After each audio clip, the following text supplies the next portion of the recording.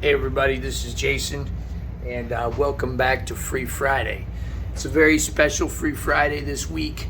I'm in Memphis for the Blues Music Awards. Check it out. There you go. There's that pyramid right there. And then over here is where the awards are going to be held. But that's actually not why it's a special Free Friday. It's a special Free Friday because I'm here with my friend, my good friend, and one of my mentors, the great Lurrie Bell, the son of Carey Bell, who I've had the pleasure of being on tour with and doing some dates and stuff. And we were able to get another blues story out of Lurrie. Now, the other thing too is I know Free Friday has to have some harmonica content, right? I try, right? But things are crazy right now. Me and my wife are moving. We got a gig tomorrow. I got to drive overnight tonight. I'm doing my best to get you guys something good, and I think this is really good. But so the harmonica content is in the middle of the blues story, I asked Lurrie, I said, can you give some advice to people that are just starting out or maybe been playing a little while? Now, the advice that he gives you is very simple and very normal, but I think that, you know, as I've been teaching for years and years, and we make all these videos on arpeggios and scales and all this practical stuff that I can show you how to do, there's some real wisdom in what he says, and I don't want to give it away. I'd like to talk more about it, but I have a little, but I don't talk enough about it. So stay tuned, and when Lurrie says what he says, I want you to listen really closely, and I want you to ask yourself, am I doing that? Am I doing that? And if the answer is no, take some time and do what Lurrie Bell tells you to do. Okay, without further ado, here we go with Lurrie Bell.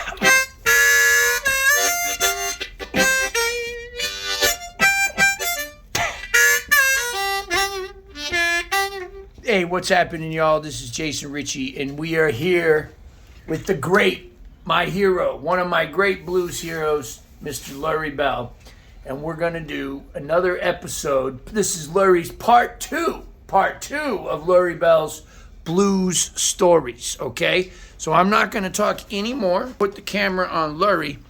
Let me get a better angle here. There we go. That looks way better. You look great, Lurrie. All right. How are you? I'm all right. I missed you. I'm all right. So good to see you back, man. It's good to be back, man. It's good to be in the Memphis, Tennessee, man. I'm telling you. It's like I'm going way back to way back in the day to where my folks and all of them can relate to when it comes down being down here for the awards in Memphis. You used to come down here to play all the time, huh? Well, not all the time, but I've been here. You know, yeah. And the thing is, nothing like Memphis. Man. We were just listening to that record upstairs, Billy Branch and Lurrie Bell. And West Berlin, Germany. Yeah, man. Berlin. Unbelievable, bro. Yeah, I mean, I haven't heard that music in quite a while, so it took me back, and I'm kind of like reviewing. That wasn't too bad of a goddamn thing there happening with the festival in Berlin there. Man, even now the times that I've gotten to play with you, you're just like an endless source of ideas. Like you never repeat yourself. And that you know what I love is on your right hand when you'll play like clack, clack. Yeah. You just keep that rhythm, man. It's time. All you got to do is remember your time. Yeah. But I mean, you kill it, man. Yeah, I'm you know, when it comes down to being a blues artist and playing with people like Billy Branch and something like that. I cherish that kind of stuff. Yeah, he cherishes it too. He does too. My good friend Billy, I think he's one of the greatest harp players that you ever want to play with. I think so too. It's good doing tunes and material with the Sons of Blues. You know, it's like, you know, that's where it's at. You know, he was very influential on me when I was growing up. I was scared of Billy though. Yeah, I was scared of his ass too.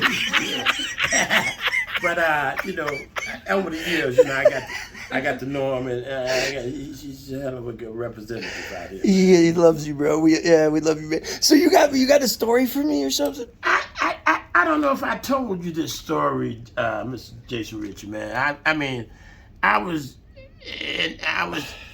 I might have told you this, but I'm gonna tell you to you again because it's something special with me. I was in Canada, and something happened to me. It was a big glass window there, and I was going up the stairs to this concert hall, and I hit my head on the window, and I'm like, God damn, I seen this big ass glass window, and I didn't see the motherfucker, but I hit my head, and I said, shake that shit off, you'll be all right, you gotta do a show. And we opened up the show, you know, there's a bunch of us artists on that show, you know, and my dad was blowing harmonica. Carey. And we was doing a riff, and my old man jumped up and down the stage, you know, like rock and roll artists when they jump up and down, and his pants went down. His pants fell off, and I said, God damn. And he had on this big ass hard belt, and he put his pants up, and he kept the show going. You know, I kept playing, you know, and the show went out. But I thought that was like some kind of some part of the it was like a trick, like like what do you call it, like an antic or something. That's the way I looked at it. That's the way I looked at it, and it worked out. Yeah, like it was a plan. Yeah, he gave us a big round of applause, standing ovation, and I said, yeah, I mean, but you know, them kind of things. I don't forget those kind of things. I just wanted to share that with you. You know? That's great, man. I love that one. That's good, man. Yeah. You mind if I ask you a couple more questions? Yeah. So, if you was to tell like a harmonica player nowadays what that was just learning, like or just getting into this blues thing, what should they do? Like what do you think like they should learn? Because this is going to be watched mostly by harmonica players, but not just by harmonica players, but like most of the people that watch this YouTube channel are harmonica players. And I mean, you've been around the best of the best. Mm-hmm. Well, I would tell them to listen to some blues harmonica on record. If you want to if you want to learn about certain material that you hear with a blues harp, sit down and get you a good phonograph and play some blues albums and learn some blues licks from some of the great blues artists that blow harmonica. People like Little Walter and Sonny Boy and Junior Wells and James Cotton and all them cats. And you played with most of them, right? Not Little Walter, though, did you? Not Little Walter. I didn't play with Little Walter. I know a lot about Little Walter and the stories that I've heard over the years about it from my father. I could have, and at a time when I didn't know Little Walter, I could have, but I don't know. Right. Your dad knew Little Walter. Yeah, my father knew Little Walter. Yeah. And Big Walter and all them cats. If you want to practice harp and learn about blues, harmonica, if you're a blues harmonica and you're trying to learn about it, or you want to learn something that you can put with your act when it comes down to blues harp, sit down and listen to some blues harp on phonograph. Yeah, that's how I started. Just play, and then I put it back, and then listen, and then try it again, then try to do two together in a row without listening, and then go back and see if I got it right. Well, that's how I learned. Yeah, about a little bit that I do know about harp. And then how you play guitar too, man. I mean, it's unbelievable. A lot of people don't know you play harmonica. Yeah. Yep. Yeah. Mm-hmm. But man, well, thanks. I mean, man. You know, when I consider me blowing harmonica, I'm complementing my guitar work. Yeah, gotcha. You know? Gotcha. It goes with how I squeeze and play guitar and sing.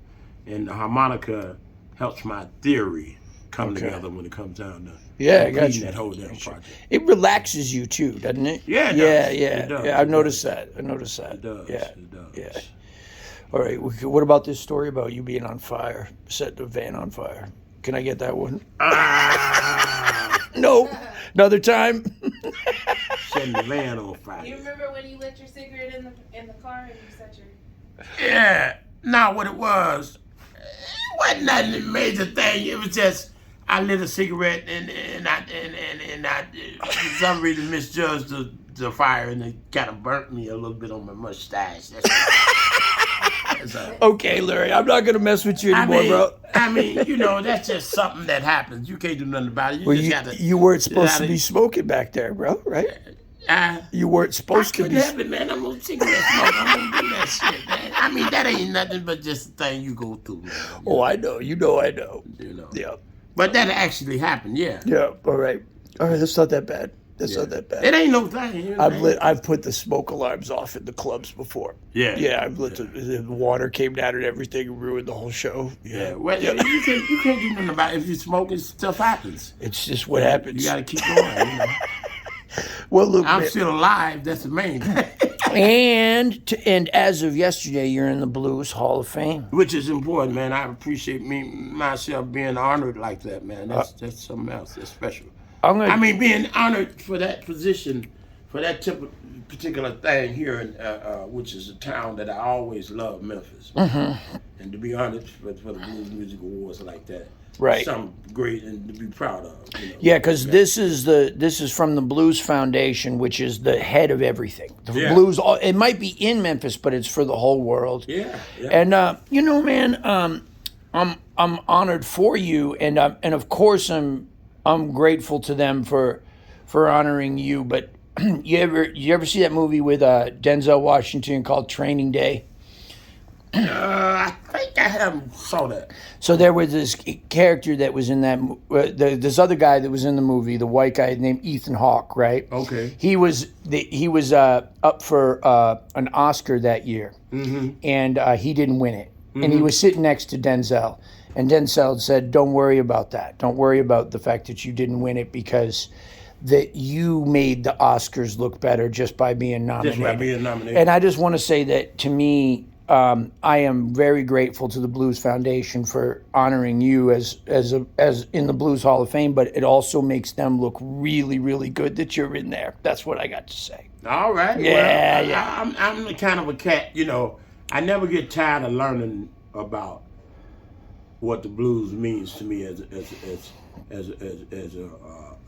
blues entertainer, blues artist, you know, practicing blues and trying to make a name for itself. Yeah. And trying to continue on with the blues world, you know. And to be here in Memphis, Tennessee, you know, I don't know too many words that can explain that. It just means the world to me. And to be able to be here as a representative of the blues world and be recommended into the Blues Hall of Fame, you know, I can carry that with me for the rest of my life, man. Thank you. Thank you. I want to just say that. Yeah, that's appreciated, man. I think everybody's very grateful, and thank you very much for your time today. Thank you, sir. All right, love you, bro. Love you too, Jason.